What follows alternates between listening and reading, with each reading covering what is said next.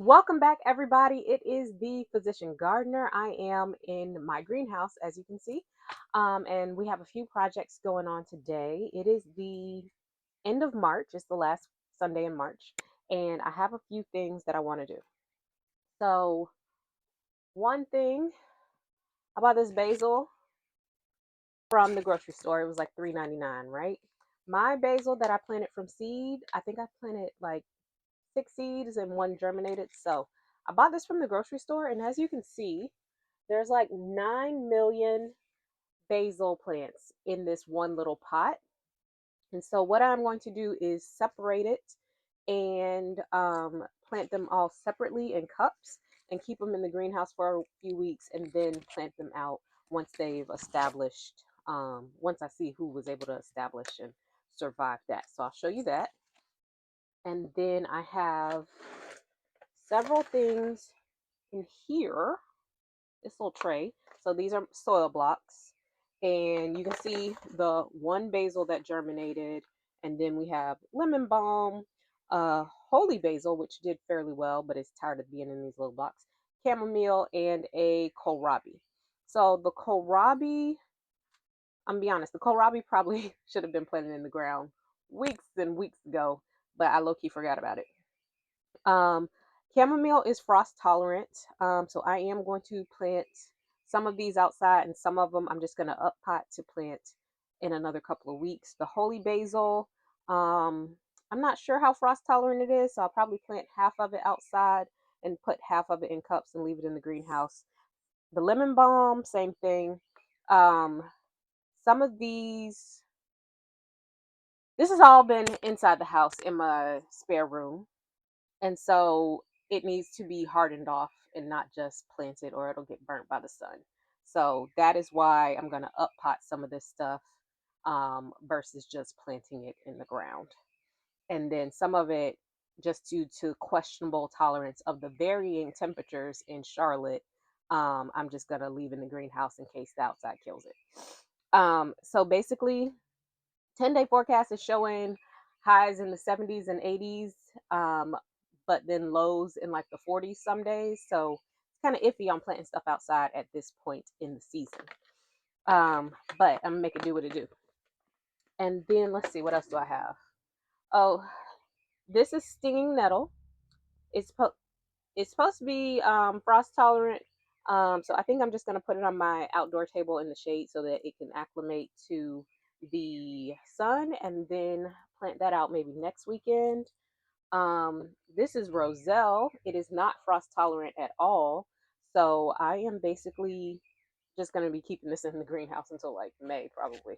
But it does need more nutrients, and I need to pay attention to the water levels because, as you can see, didn't get enough water. Now these leaves are looking like that. So I did just water it, and it should perk back up in a little while.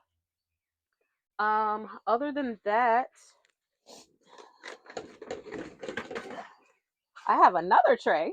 Now this one has been in the greenhouse for a little bit, so these are probably things that I'm just gonna plant outside. But this tray has rosemary and anise hyssop, and let's see, what is that one?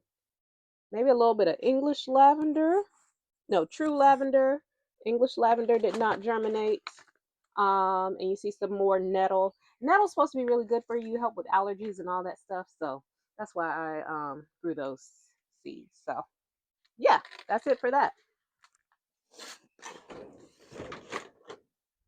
So I'll show you a bit of my potting strategy, which I've shown before. It's my soil mixture is perlite and peat moss. That's it. I do try to put a little bit of fish fertilizer in there to give the plants a boost, but that's variable. And I think that's all I got for now. So stay tuned for more.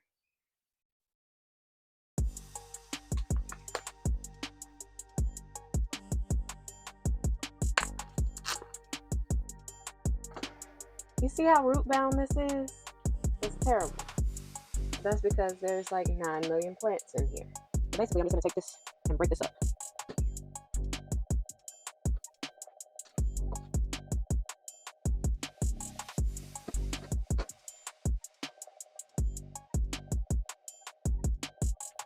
So in theory, not even in theory, but realistically, you can break this up into way more than what I'm going to do.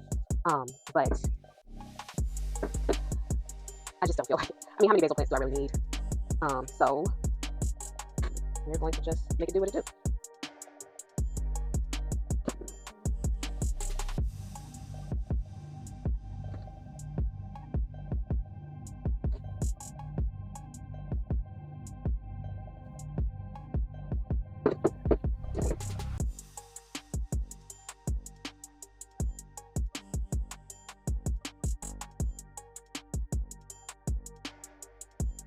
Okay, that's good. Gotta drink your tea, of course.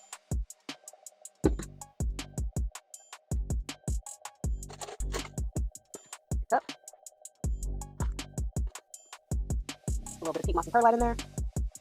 Plant. Oops. Stick your plant in. I don't really stick that in all that well, but stick your plant in.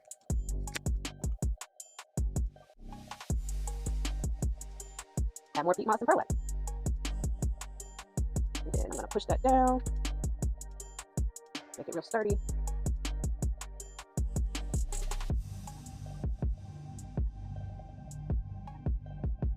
And boom, you have a whole new plant. I'm gonna do this for all the others.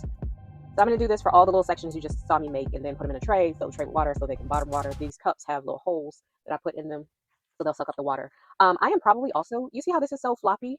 I like my basil to be bushy, not tall and long. So I am probably going to cut this about right here, and that'll encourage these smaller leaves to grow on the sides and make it more bushy. And then, I'll just have some basil inside to use. Maybe I'll make a pesto one day this week. So that is what's going on. So I'm just gonna pot all of these and then trim them, water them, and leave them in the greenhouse. Probably our last frost day is like April 10th, and so it's what is it?